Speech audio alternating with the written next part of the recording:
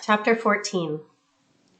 I sat in an empty compartment, staring at the last views of Lickalig as we pulled away from the station. I'd ridden on a train twice before.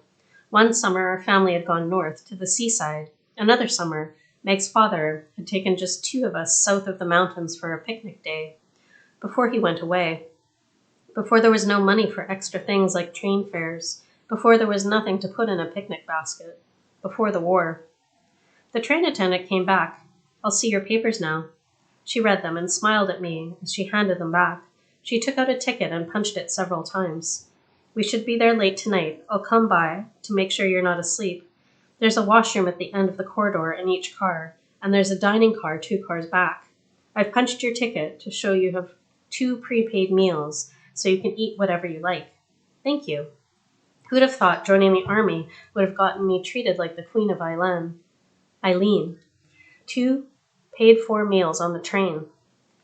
What would the food be like wherever I was going? Chugging along through the countryside, you might not have known there was a war. Peaceful snow laced fields of chill green, winter green. Gray stone steeples peeked up from between the hills. Cows huddled together along fences. But in cities, and just outside them, workers sifted through heaps of rubble with shovels. Blackened shells of aerials littered bombed airstrips. None of these places had names. All the signage had been painted over black. If there was a station left to stop in, we picked up khaki-clad soldiers. Sometimes we stopped to collect them in the middle of woods or fields. How did they know to meet the train there?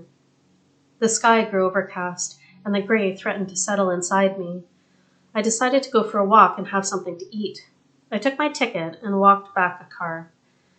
It was full of soldiers sitting on rows and rows of bench seats, some facing each other.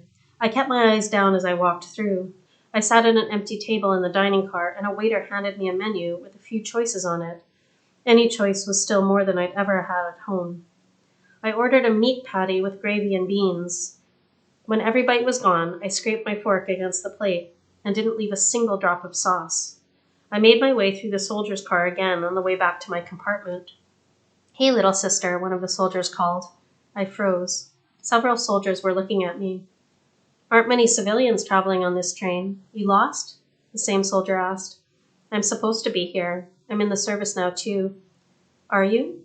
the soldier leaning forward a bit, elbows lazily on his knees. "And what do you do in the service?" "I don't know." He raised his eyebrows and pursed his lips thoughtfully, rubbing his chin. "A mission so secret you don't even know what it is." I shrugged. "Sending little children on top-secret missions now. How did they find you, little sister?" "I'm nobody's little sister." "You're everyone's little sister. What you're doing on this train is beyond me.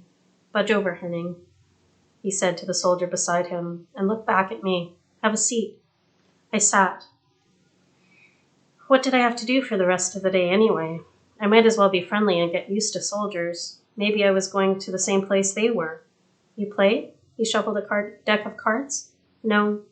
The boys started to play, and I watched for a few hands. I studied the cards they put down, and when they picked up new ones. The one called Hennig would scratch his nose before selecting a new card, so I knew if he liked his hand.